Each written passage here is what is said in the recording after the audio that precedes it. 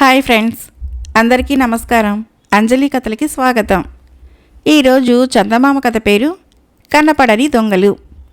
కథను రచించిన వారు సిహెచ్ సీతారాజేశ్వరరావు గారు. ఒకప్పుడు విదర్భ దేశము పశ్చిమ ప్రాంతంలో అతివృష్టి కలిగి అనేక గ్రామాలు దెబ్బతిన్నాయి. జననష్టం కూడా జరిగింది.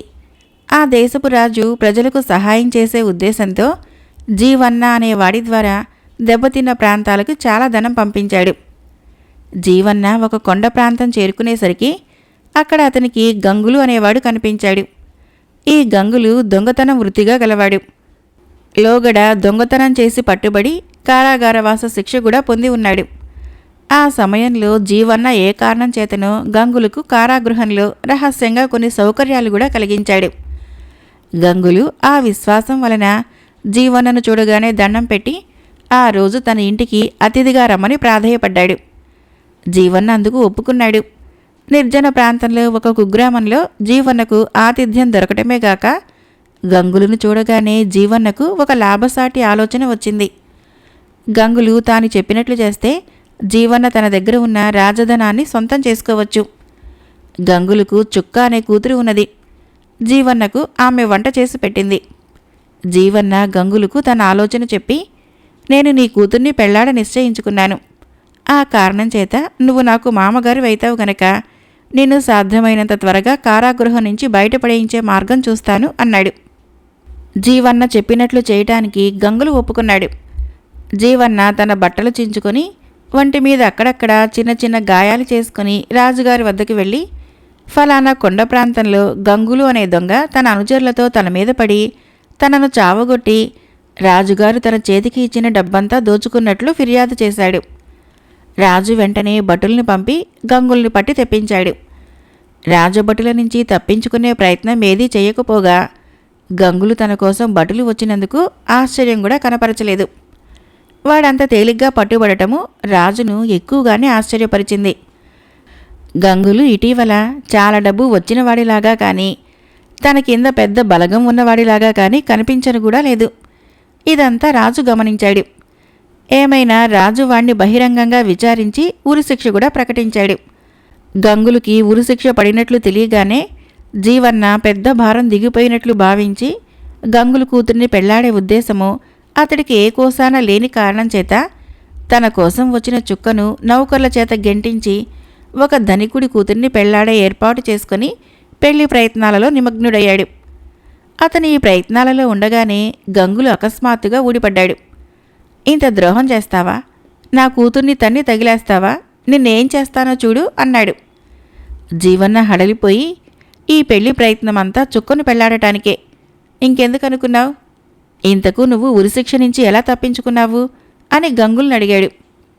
ఈ ముసలివాడి సహాయంతో బయటపడ్డాను అని తన వెంట ఉన్న ముసలివాడిని చూపించి, నేను నీ మాట నమ్మను, నా వాటా డబ్బు నాకు ఇచ్చేయి అన్నాడు గంగులు.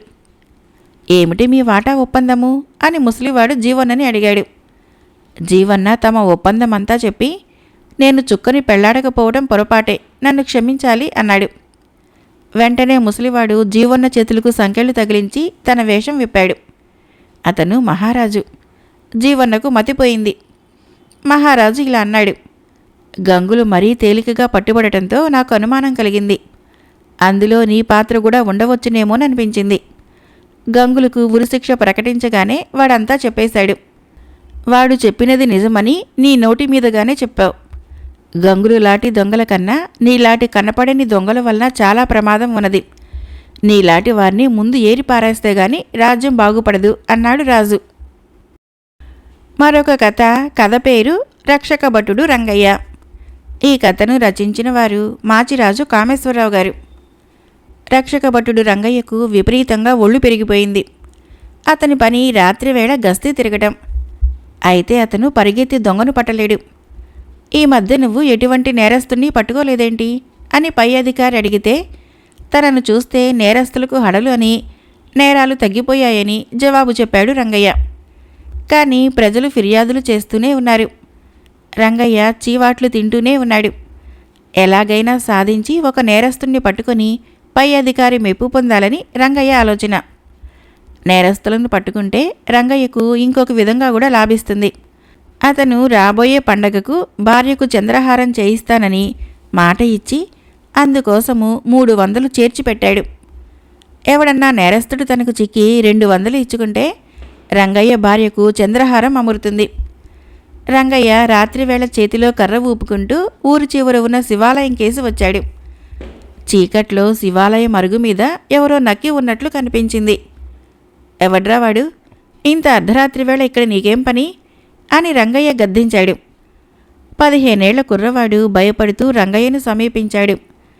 రంగయ్య వాడి మెడ ఒడిసి పట్టుకొని, ఎవడివురా నువ్వు, దొంగలాగున్నావు అంటూ చేతిలోని కర్ర పైకెత్తాడు. నేను దొంగను కాను బాబోయ్, మా నాన్న చంపేస్తాడని భయపడి ఇక్కడికి వచ్చి దాక్కున్నాను అన్నాడు కుర్రవాడు హడలిపోతూ. మీ నాన్న నిన్ను చంపడమేమిటి అని రంగయ్య ఆశ్చర్యంగా అడిగాడు. అదేమో నాకు తెలీదు, చీకటి పడి ఇంటికి వచ్చాను. మీ నాన్న నన్ను చంపేస్తాడు, ఎటైనా పారిపో అన్నది మా అమ్మ. మా నాన్న లోపలి గదిలో కత్తి నూరుతున్నాడు, నేను పారిపోయి వచ్చి ఇక్కడ కూర్చున్నాను అన్నాడు ఆ కుర్రవాడు. రంగయ్యకు తన కర్తవ్యం గుర్తుకు వచ్చింది. ఒక హంతకుడి చేతిలో ఒక అమాయక ప్రాణి బలి కాకముందే తాను కాపాడాలి. రంగయ్య ఆ కుర్రవాడికి ధైర్యం చెప్పి వాడి వెంట వాడి ఇంటికి బయలుదేరాడు. దొంగని దొంగతనం చేస్తుండగా పట్టుకోవాలి, హంతకుడిని హత్య చేయకముందే పట్టుకోవాలి. మనం రహస్యంగా లోపలికి వెళదాం అన్నాడు రంగయ్య.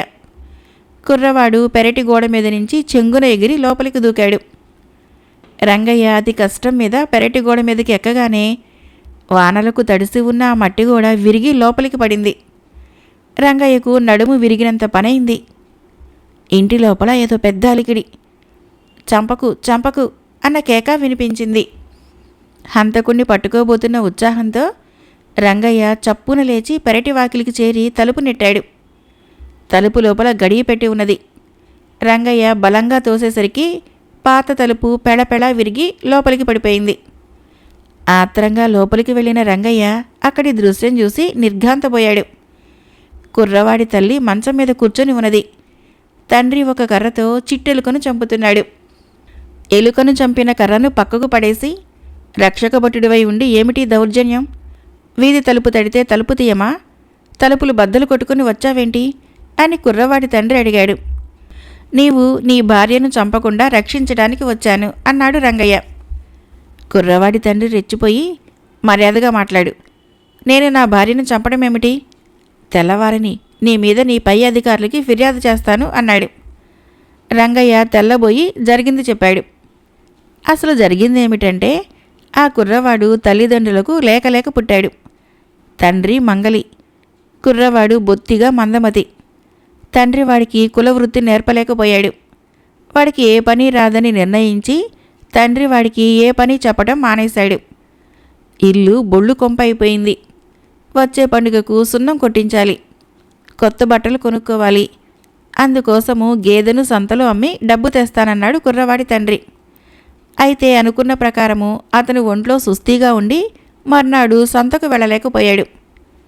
తన కొడుకు బొత్తిగా అప్రయోజకుడు కాడని నిరూపించడానికి తల్లి వాడిని సంతకు పంపి గేదెను అమ్మిరమ్మన్నది. వాడు సరిగ్గా పని చేసుకుని రాకపోయాడో అప్పుడు వాడి పని నీ పని చెబుతాను అని తండ్రి కొడుకుతో, సంతలో గేదె ధర 125 రూపాయలని చెప్పు, ఆఖరికి 100 రూపాయలకైనా ఇచ్చేయి, అంతకు కూడా రాకపోతే అమ్మకుండా ఇంటికి వచ్చేయి అన్నాడు. కుర్రవాడు గేదెను తోలుకొని సంతకు వెళ్ళాడు. దానిని ఎవరూ 100 రూపాయలు ఇస్తామని ముందుకు రాలేదు. సాయంత్రం దాకా చూసి కుర్రవాడి ఇంటికి వచ్చేశాడు. గేదెను ఎంతకు అమ్మావురా అని తల్లి వాడిని అడిగింది. అమ్మలేదు, దానికి ఎవరూ 100 రూపాయలు ఇవ్వలేదు అన్నాడు కొడుకు. మరి గేదె ఏది అని తల్లి అడిగింది. అమ్మకపోతే ఇంటికి వచ్చేయమన్నాడు నాన్న, గేదెని ఇంటికి తోలుకు రమ్మనలేదే అన్నాడు కొడుకు. తల్లి గుండెలు బాదుకొని, మీ నాన్న నన్ను చంపేస్తాడు, ఎటైనా పారిపో అన్నది. కుర్రవాడు లోపలి గదిలోకి చూస్తే తండ్రి మర్నాడు పని కోసము కత్తి నూరుకుంటూ కనిపించాడు. వాడు పారిపోయి శివాలయంలో నక్కాడు. వెర్రుబాగుల వాడి మాటలు నమ్మి నిక్షేపం లాంటి గోడ తలుపు పడగొట్టావు. ఉండు, తెల్లవారగానే నీ ఉద్యోగం ఊడగొట్టించేస్తాను అన్నాడు కుర్రవాడి తండ్రి. బాబాబు, మీకు పుణ్యం ఉంటుంది, నా పొట్ట కొట్టకండి, నష్టపరిహారం ఇచ్చుకుంటాను అని రంగయ్య అప్పటికప్పుడే ఇంటికి వెళ్ళి తన భార్య చంద్రహారం కోసం దాచి ఉంచిన 300 తెచ్చి కుర్రవాడి తండ్రికి ఇచ్చాడు. ఆ డబ్బుతో వాళ్ళు ఇల్లు బాగు చేయించుకొని, సున్నం కొట్టించుకొని, కొత్త బట్టలు కొనుక్కొని మరొక గేదెను కూడా సంపాదించుకున్నారు. మరొక కథ పేరు నేర్చుకోరాని పాఠాలు. కథను రచించిన వారు ఎం సంధ్యారాణి గారు. ఒక ఊళ్ళో కామయ్య, కామమ్మ అనే దంపతులు ఉండేవారు. వారికి సోము అనే కొడుకు ఉండేవాడు. కామయ్య పొద్దస్తమానము శ్రమించి కుటుంబాన్ని పోషించుతూ వచ్చాడు. ఒక రోజున పొరుగున ఉన్న దానయ్య వచ్చి, కామయ్య, రోజల్లా ఒళ్ళు హూనమయ్యేటట్లు పనిచేస్తావు కదా, శివాలయంలో శాస్త్రులు గారు పురాణం చెబుతున్నారు, వెళదాం రావయ్యా, కాలక్షేపంగా ఉంటుంది అన్నాడు. కామయ్యకు పురాణాల గొడవ ఏమీ తెలియదు. అతని జీవితమంతా పశువులతోటి, పొలంతోటి గడిచిపోయింది. దానయ్య మాట తీసివేయలేక అతను పురాణం వినబోయాడు. ఆ రోజు పురాణం శాస్త్రులు స్వర్గం గురించి చెప్పాడు. మర్నాడు కామయ్య తాగి ఇంటికి వచ్చాడు. ఎన్నడూ ఒక్క పలుకైనా నోట్లో వేసుకుని తన భర్త తాగి రావటం చూసి కామమ్మ నిర్ఘాంతపోయింది. అందుచేత ఆమె ఈ విషయము నిష్ఠూరమాడింది. కామయ్య నవ్వి, ఓసి వెర్రిదానా, పురాణం వినకముందు నేను నీలాగే అనుకునేవాణ్ణి, కానీ పురాణంలో దేవతలంతా తాగుతారని ఉన్నది అన్నాడు. కామమ్మకు ఏమనాలో తోచలేదు. మర్నాడు కామయ్య సోమును కూడా పురాణం వినటానికి తీసుకుని వెళ్ళాడు. ఆ రోజు పురాణంలో ఇంద్రుడు సగరుడి గుర్రాన్ని అపహరించటం ఉన్నది. తర్వాత కామమ్మ చిల్లర డబ్బుల కోసము పోపులు డబ్బాలో చూస్తే డబ్బు లేదు. తీస్తే తన భర్త తీయాలి లేదా కొడుకు తీయాలి. భర్త చెప్పకుండా డబ్బు తీయడు, కొడుకు అసలే తీయడు. ఆమె సాయంత్రం కామయ్యని అడిగితే, నేను తీయలేదే, నువ్వే మరెక్కడైనా పెట్టావేమో చూడు అన్నాడు. సోము ఆ రాత్రి అన్నం తింటూ కాశీపట్నం గురించి తెగ చెబుతున్నాడు. మధ్యలో కామమ్మ, నీకు డబ్బు ఎక్కడిదిరా, నన్ను అడిగి తీసుకోలేదే అన్నది. పోపు డబ్బాలో నుంచి డబ్బులు తీసుకున్నాను అన్నాడు సోము. ఎందుకు చేశావురా ఈ పని, దొంగతనం మన ఇంటా వంటాలేదే అన్నది కామమ్మ బాధగా. ఇంద్రుడు దొంగతనం చేయలేదా అమ్మా, నేను చేస్తే తప్పయిందా అని సోము అన్నాడు. తర్వాత 2 రోజులకు పురాణంలో ఏం విన్నారో ఏమో కానీ కామయ్య పొలానికి పోలేదు. పొద్దస్తమానము హరినామస్మరణ చేయసాగాడు. అతను పొలానికి పోకపోతే ఇల్లు గడవదు. అందుచేత కామమ్మ తన మొగుడికి బుద్ధి చెప్పాలనుకున్నది. ఎప్పటిలాగే స్నానం చేసి కామయ్య హరినామస్మరణ చేస్తూ భార్య భోజనానికి పిలవటం కోసం ఎదురు చూస్తున్నాడు. కానీ ఎంతకు పిలుపు రాలేదు. తండ్రి కొడుకులు లోపలికి వెళ్ళి చూసేసరికి కామమ్మ పూలు గుచ్చుతూ కనిపించింది. కామయ్య కోపంతో, ఇప్పుడు నీకు పూలకు తొందర ఏమొచ్చింది, వంటైనా వండలేదేంటి అన్నాడు. కామమ్మ నవ్వి, సచీదేవి ఎప్పుడూ తన భర్తను పూలదండలతో పూజిస్తుందట, ఆమె వంట చేసినట్టు పురాణంలో ఎక్కడా లేదే అన్నది. దానితో కామయ్యకు సోముకు పురాణం మత్తు వదిలింది. వాళ్ళు మామూలు మనుషులైపోయి దేవతలతో సామ్యం పెట్టుకోవటం మానేసి తిరిగి సుఖంగా జీవించసాగారు. మరొక చిన్న కథ పేరు అత్తగారు కొత్త కోడలు. కథను రచించిన వారు వి జయరాం రెడ్డి గారు. కుముదిని కొత్తగా కాపురానికి వచ్చింది. ఆమె భర్త శచీంద్రుడు. తనను తన అత్త రాచి రంపాన పెడుతుందని కుముదిని అనుకున్నది. కానీ తీరా ఆమె అత్తవారింటి అడుగుపెట్టేసరికి ఆమెకు అమితమైన ఆశ్చర్యం కలిగింది. కుముదిని అత్తగారు నవ్వుతూ ఎదురు వచ్చి లోపలికి తీసుకుని పోయింది. 1-2 రోజులు గడిచినా అత్తగారిలో మార్పు రాలేదు. ఆమె తన కోడల్ని కూతురు కన్నా ఎక్కువగా చూసుకుంటున్నది. అయినా కుముదినికి అనుమానం పోలేదు. కొంతమంది మొదట ఎంతో ఆప్యాయంగా ఉండి కాలక్రమేణా అసలు రంగు బయట పెట్టుకుంటారులే అనుకున్నది ఆమె. శచీంద్రుడు పొద్దున్నే ఇంత చద్ది తిని పొలానికి వెళ్ళి తిరిగి చీకటి పడ్డాక ఇల్లు చేరేవాడు. కాపరానికి వచ్చిన దగ్గర నుంచి తన పనులన్నీ భార్య చేస్తూ ఉండటం చూసి తన తల్లికి పనిభారం తగ్గి ఉంటుందనుకున్నాడు శచీంద్రుడు. ఒకరోజు రాత్రి అతను తన భార్యను ఆట పట్టించాలనుకొని భోజనం చేస్తూ, ఇవాళ నీకేమైంది, వంటంతా ఇలా తగలేశావు అన్నాడు. రోజూ వంటను మెచ్చుకుంటూ అన్నం తినేవాడు ఇవాళ ఈ మాట అనేసరికి కుముదిని, ఇవాళ నీకే ఏదో అయింది, రోజూ వంట చేసే మీ అమ్మే ఇవాళ కూడా చేసింది అన్నది. శచీంద్రుడి మనస్సు చివుకుమన్నది. రోజూ అమ్మే వంట చేస్తున్నదా, నువ్వు కాస్త ఆవిడికి సహాయపడకూడదు అన్నాడు అతను. అంటే రోజు నేను కూర్చుంటున్నాననేగా మీ ఉద్దేశం, ఇదే మా ఇంట్లో అయితే ఇటు చెంబు అటు పెట్టే పని కూడా ఉండదు అన్నది కుముదిని రోషంగా. శచీంద్రుడికి ఒళ్ళు మండి, అలా అయితే పుట్టింటినే ఉండలేకపోయావా, ఇక్కడికి ఎందుకు రావటం అని చివాలన లేచి వెళ్ళిపోయాడు. కుముదినికి ఏడుపొచ్చింది.